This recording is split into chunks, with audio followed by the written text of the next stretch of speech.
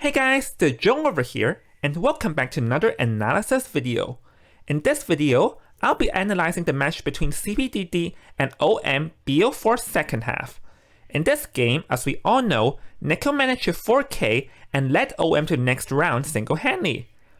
Upon reviewing this match, I found something very interesting, and I definitely would want to share this with you guys. Anyways, without further ado, let's get into the video.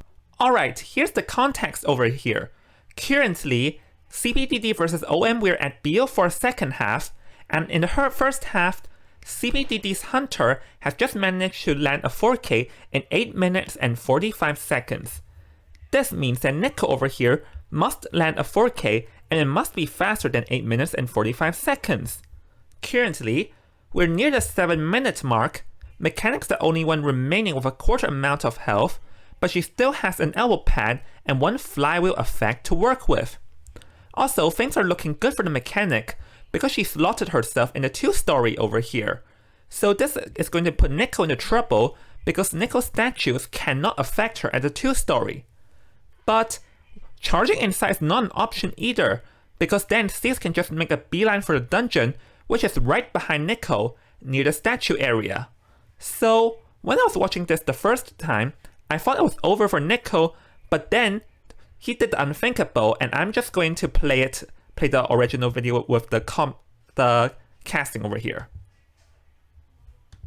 Oh my god! Stay there for 10 minutes! Yeah, stay there for 10 minutes. He knows that Yep, and elbow pad too because patroller? Yep, patroller. Oh, that's smart. Drop down, cancel, and use the elbow pad.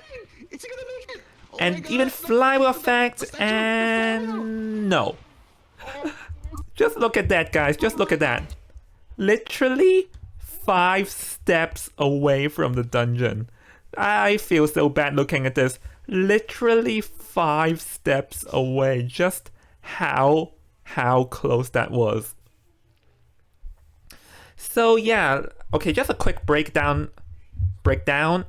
Nico chose to swap to Patroller to try and bite CX, and CX here chose to drop down, and Nico chose to cancel the Patroller to go and hit CX, but CX elbow padded and flywheel affect a likely hit of a statue chip, but unfortunately failed to dodge this group over here.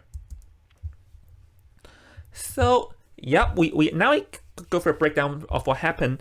Let's actually analyze into what are through these players' minds over here, because it's actually pretty interesting in reviewing this. So over here, Nico was at a losing situation, and it was actually pretty smart for Nico to swap into Patroller, because the Patroller is the one and the only unit that can affect something at the 2-story at the situation. So him swapping to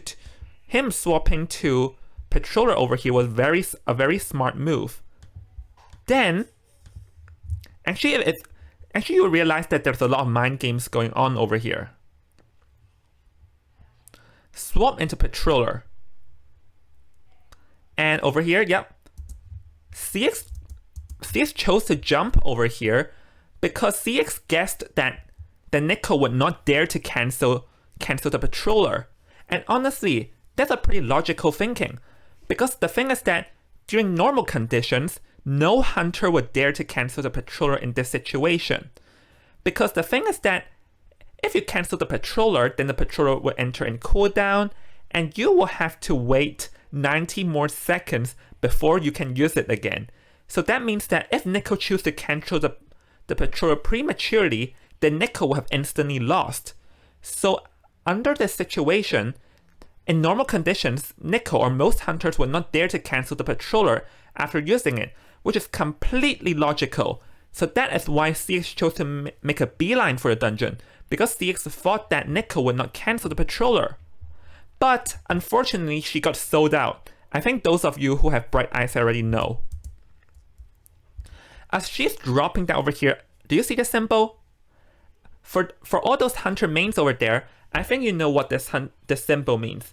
This is the symbol of crowds. You know, like when you don't decode for a long time and then the crowds just give away your location? Yep, this was the symbol of the crowds. Because the thing is that even though they were in near like tinnitus range, there were still crowds ongoing for CX.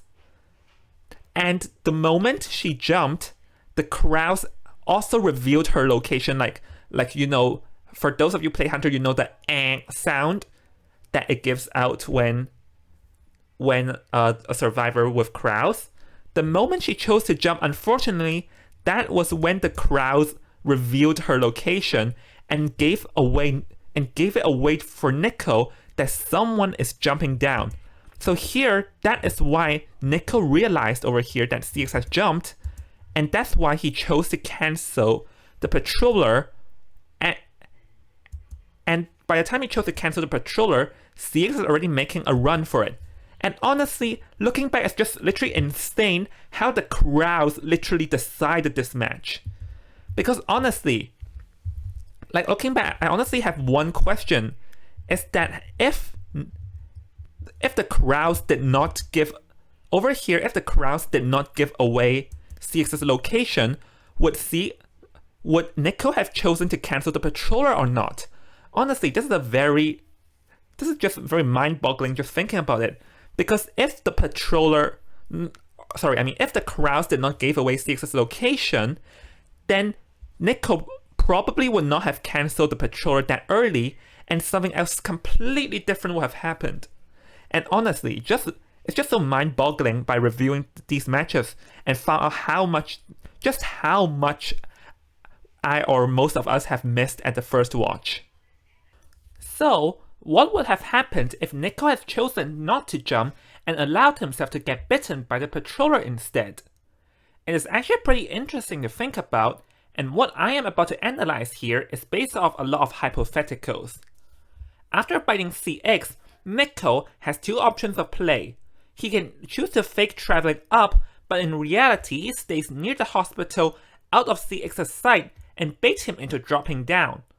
But this is a highly risky play, considering that next to CX's location there is an open staircase, so CX would definitely know if Nico tries to travel up or fake baiting.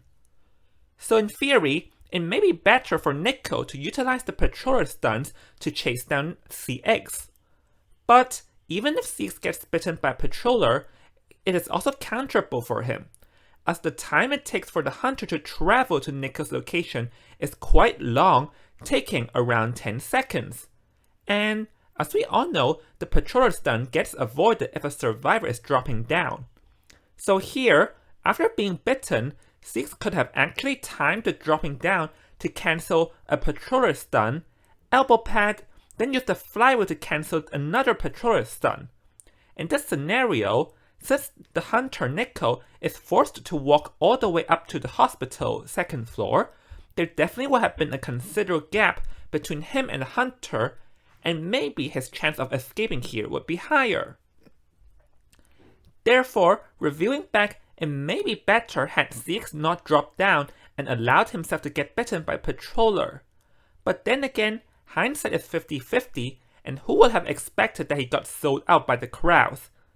Looking back, just the journey of reviewing all these details happening and all those what-if scenarios is definitely something. Anyways guys, this is the end of this analysis video, and hopefully you guys enjoyed it. If you did, please leave a comment down below, and if you guys enjoyed these kind of videos a lot, I'll definitely make more for you guys in the future. Anyways, this is Jong over here, and I'll see y'all soon. Bye!